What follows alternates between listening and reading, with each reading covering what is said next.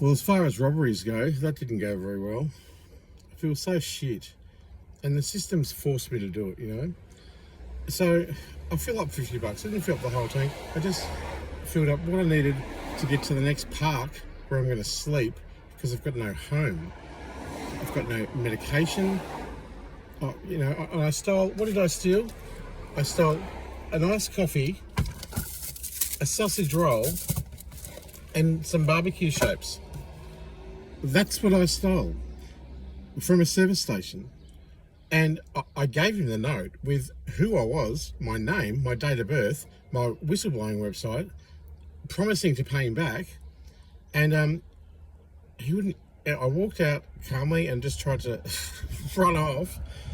And he jumped in through the window, grabbed the fucking transmission and the brake, and it was scary. He was going to attack me, and I kept saying, "Please let me go. It's not my fault.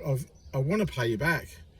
And you know, he goes, "Get out of the car." And it was, you know, who am I to like? I already admitted to it. I literally told him I was doing it, and I'd try and pay him back when my detriments are paid, and it was out of desperation. Anyway, we went in. He took my license. He took my number. He took photos of me. He took photos of the car.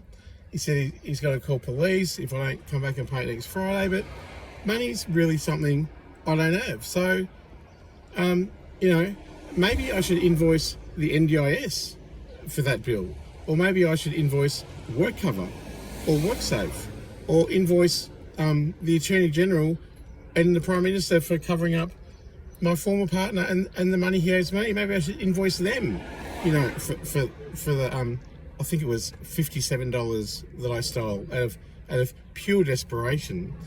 You know, maybe I should let Centrelink know that their crisis payment that they denied me as a brain damaged, mentally ill, homeless person with no rights, no equality before the law, no access to the law, who's been violently beaten up, drugged and raped, fiddled with as a kid, beaten up, gang stalked, under surveillance and critically harmed in it was literally a murder, and then the cover-up of that murder, my suicide attempt and revived from death and a brain impairment, and the cover-up of that, I didn't qualify for an emergency payment. And that's just, I can't even understand how brutal that is. That's brutal.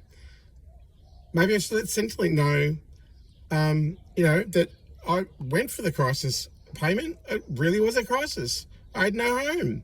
The NDIS have marched me out of my accommodation, and they haven't provided a home for me. In fact, the home I did have, they demanded that I leave, and my carers and my abusers. I just don't understand what's happening to me.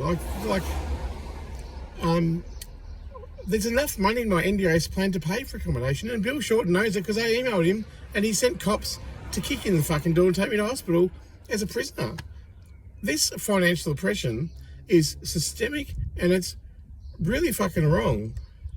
And the Charter of Human Rights of a Person with a Disability says that the government ratified in 2008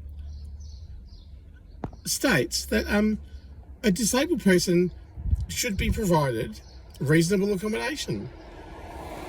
No one would argue that I haven't got a disability. No one would argue that.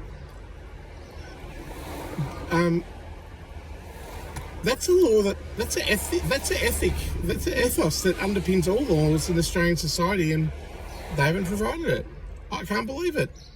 I just can't believe it. And today, I'm going to have to go and live in the park.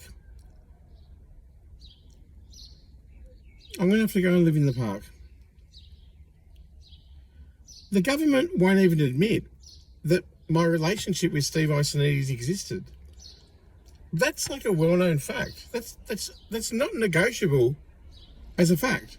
But in this world and in the Australian government, whoever's got the most money, power, privilege, and political might, they decide what's a fact. They decide what's real. They will or will not acknowledge it, depending if they want to give you the money. It's as simple as that. And you know what? We're living in a post-fact world.